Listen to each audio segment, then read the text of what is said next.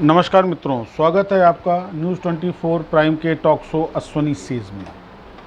मित्रों, आज हम बात करेंगे पिछले 10 दिनों में जो कुछ घटनाएं उत्तर प्रदेश में घटित हुई हैं और उसको लेकर के जो प्रशासन का एक बदला स्वरूप सामने आया है उसके प्रति।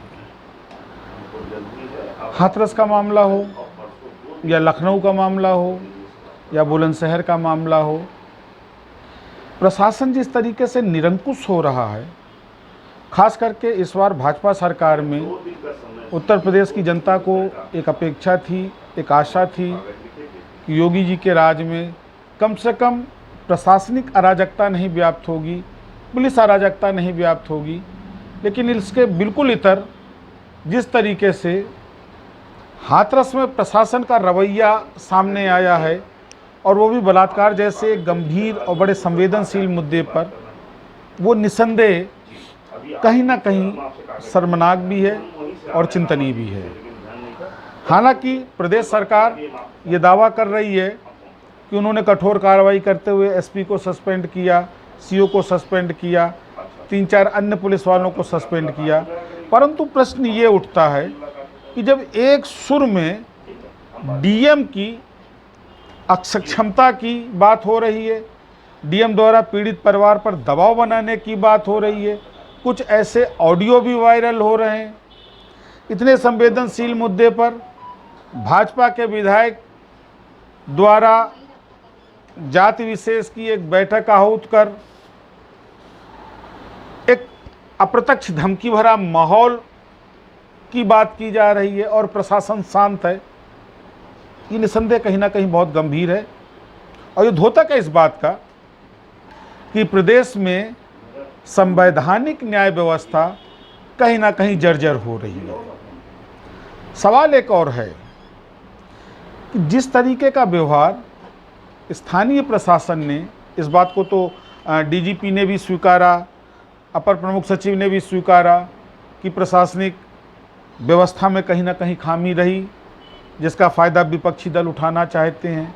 परंतु यहाँ मुद्दा ये आता है कि जब इस बात को प्रत्यक्ष में सब स्वीकार कर रहे हैं, पीड़ित परिवार बार बार इस बात का आरोप लगा रहा है कि जिला अधिकारी और अन्य प्रशासनिक लोगों ने उनके साथ उचित व्यवहार नहीं किया, तो क्यों कर नहीं प्रदेश शासन उनको बचाने में लगा हुआ है?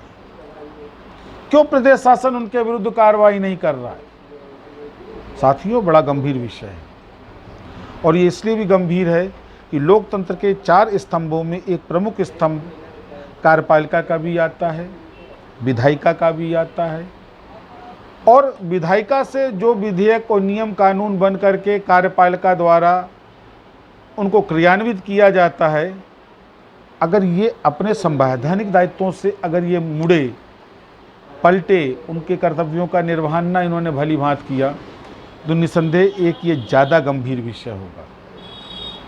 और जहाँ तक बलात्कार की बात है, महिला उत्पीड़न की बात है, तो मैं शेयर करूँगा कि ये कोई नई बात नहीं है। कुछ दिन पूर्व कानपुर के सीएमओ, तत्कालीन सीएमओ डॉक्टर अशोक शुक्ला के ऊपर भी उनकी साथी महिला कर्मी डॉक्टर इंदु जायसवाल द्वारा यौन उत्पीड़न का आरोप लगाया गया था। और आपको जान के ताज्जुब होगा कि उत्तर प्रदेश शासन ने ऐसे आरोपों की गंभीरता से जांच कर संबंधित व्यक्ति के ऊपर कार्रवाई न करते हुए उसको 1 महीने में 2 बार प्रोन्नति दी। तो संदेश स्पष्ट है कि नियम, कायदा, कानून कुछ नहीं है। जिसकी शासन प्रशासन में जितनी पैठ, वो उतना ही ईमानदार और सही। लेकिन ये व्यवस्था बड़ी गंभीर है। इससे एक गंभीर और बड़ा संवेदनहीन संदेश समाज में व्याप्त होता है और कहीं ना कहीं ये पुष्टि करता है मानस की उस चौपाई की कि समर्थ को नहीं दोष गोसाई। तो क्या सभ्य समाज में इस सामर्थ्य को स्वीकार किया जाना चाहिए? क्या लोकतांत्रिक व्यवस्था में इस तरीके की सोच का कोई स्थान है? ये एक चिंतन का विषय है हमारे और आप दोनों के लिए। पार्टी से हटकर, जाति व्यवस्थाओं से हटकर सभ्य समाज और सभ्य नागरिक के रूप में हमको आपको विचार करना होगा अब इस विषय पर कि क्या प्रशासनिक निरंकुशता को, प्रशासनिक अराजकता को, सभ्य समाज को स्वीकार करना चाहिए। हम आप ऐसे ही बेबाक चर्चा करते रहेंगे इन विषयों पर। आप हमारा चैनल सब्सक्राइब करें और हमें लाइक करें। नमस्कार।